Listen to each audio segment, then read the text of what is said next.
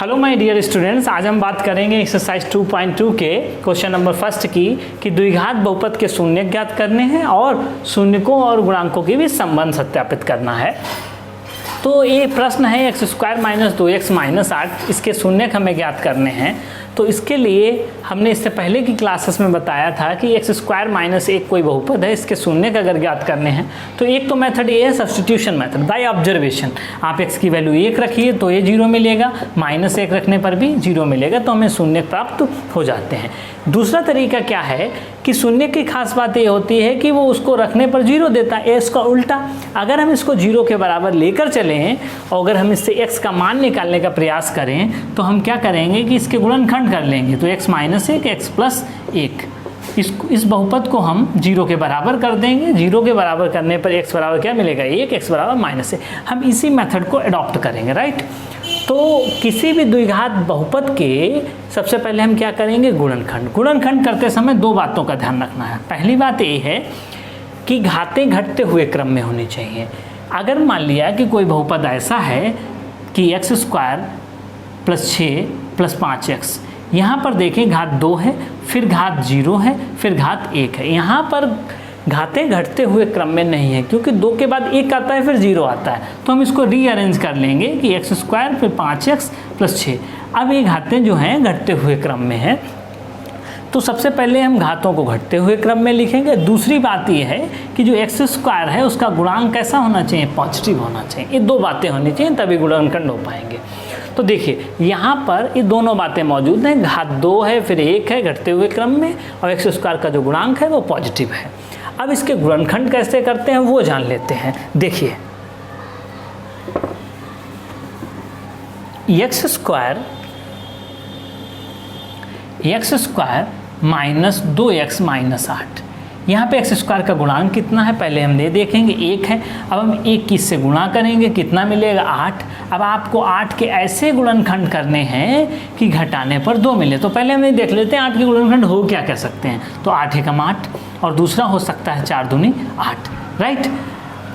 तो यहाँ पर अगर हम ध्यान दें 8 के ऐसे गुणनखंड करिए कि घटाने पर 2 मिले। तो इसको घटाने पर अगर हम इसको देखें 8 में से 1 जाएगा तो 7 मिलेगा, लेकिन इसमें 4 में से 2 जाएगा तो 2 मिलेगा। तो हम ये जोड़ा नहीं लेंगे, ये जोड़ा गुणनखंड का लेंगे। तो इस तरह से हम गुणनखंड करते हैं। अगर मान लिए एक और ले लेते हैं, जैसे मान लिए कि 3x स्क्वायर प्लस 11x और प्लस 6।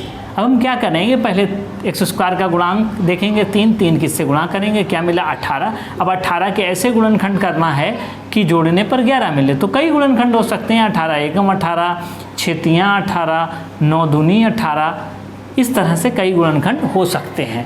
तो इसमें अगर हम देखें कौन सा जोड़ा ऐसा है जो जोड़ने पर, यहाँ पर देखिए चिन्ह क्या है जोड़ना, तो जोड़ना, यहाँ पे चिन्ह क्या है घटाना, तो घटाने पे आना चाहिए। तो यहाँ पर क्या होना चाहिए, जोड़ने पर 11 मिलना चाहिए। तो 18 और 1 19 ये नहीं मिल रहा है, 6 और 3 9 ये भी नहीं मिल रहा है, 9 और 2 11 ये मिल रहा है। तो हम इस गुणनखंड को के जोड़े को अडॉप्ट करेंगे, राइट। तो यहाँ पर x square minus 2x minus 8 है। तो सबसे पहले हम इसके गुणनखंड कर लेते हैं। तो कौन से हैं, 4 दूनी 8। तो यहाँ पर 2 की जगह पे क्या रख देंगे 4 माइनस 2, राइट, x माइनस 8। तो क्या मिला x square minus 4x plus 2x minus 8। तो यहाँ पर गुणनखंड कर लीजिए, x कामन ले लीजिए x माइनस 4 प्लस 2 कामन ले लीजिए x माइनस 4। अब दोनों में क्या कामन है, हमेशा ध्यान रखिए जब भी कभी आप कामन लेंगे तो यहाँ पर जो मिलेगा वही यहाँ पर रिपीट होगा, राइट। अब दोनों में क्या कामन है x माइनस 4, तो क्या मिला x प्लस 2। अब इस बहुपद के गुणनखंड हो गए। तो द्विघात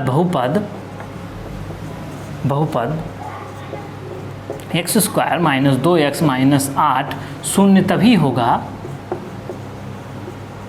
जब ये दोनों भी 0 के बराबर हो। दैट मीन्स x माइनस 4 और x प्लस 2 भी क्या हो 0। किन्हीं दो का गुणनफल 0 होने का मतलब क्या हुआ कि या तो ये 0 होगा या x प्लस 2 0 होंगे या दोनों 0 होंगे। ये 0 होने का मतलब ये हुआ कि x बराबर 4 मिलेगा। ये अगर 0 है तो इसका मतलब x बराबर माइनस 2। तो इसका मतलब है कि ये जो द्विघात बहुपद है इसके शून्य क्या क्या आ गए। अतः द्विघात बहुपद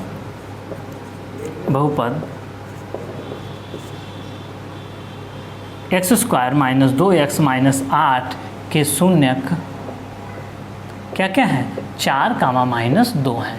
याद करेंगे शून्यकों और गुणांकों के बीच संबंध। तो देखिए कोई द्विघात बहुपद है X square plus B X plus C, ये कोई द्विघात बहुपद है, तो इसके जो गुणांक हैं वो कौन से होते हैं, ए बी सी, तो ये गुणांक है। और शून्य कौन से होते हैं, जिनको हम अल्फ़ा बीटा के द्वारा निरूपित करते हैं, तो इनके बीच जो संबंध होते हैं वो दो संबंध है, अल्फ़ा प्लस बीटा बराबर माइनस बी अपान ए, और दूसरा संबंध है alpha beta equals to C upon A, right. तो यहाँ पर इसके अभी हमने जो गुणनखंड किए थे वो मिले थे हमको x minus 4 x plus 2, right. अच्छा, तो इसके जो शून्यक मिले हैं जीरो करने पर क्या क्या मिले हैं, 4 मिला था और दूसरा -2 मिला है। तो यहाँ आपको दो बातें मिल गई, एक तो अल्फ़ा कितना है, शून्य को हम अल्फ़ा बीटा से निरूपित करते हैं, तो अल्फ़ा 4 मिला और बीटा -2। और क्या चाहिए आपको, ए बी सी, तो ए कितना है, इसकी इससे तुलना करिए तो एक्स स्क्वायर का गुणांक यहाँ पे ए है, यहाँ पे कितना है, 1 है, तो ए 1 मिल गया। यहाँ पे एक्स का गुणांक बी है, यहाँ पे एक्स का गुणांक -2 है, तो बी कितना मिल गया, -2। और सी अगर हम देखें तो यहाँ पे कितना है, -8। अब हम इसके बीच संबंध सत्यापित करते हैं। तो संबंध जो है इन दोनों के बीच वो हम देखते हैं शून्यकों और गुणांकों के बीच। पहला है कि alpha plus beta equals to minus B upon A, right.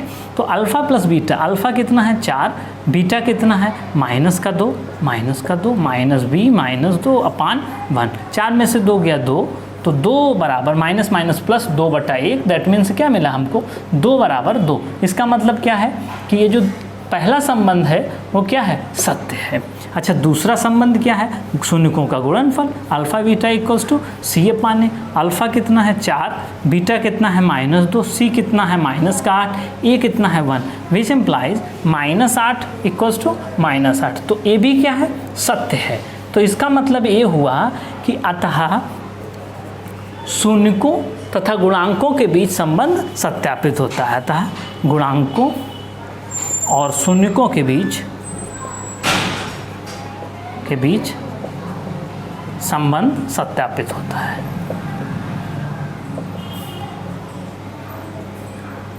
Verified हो गया होता है, राइट।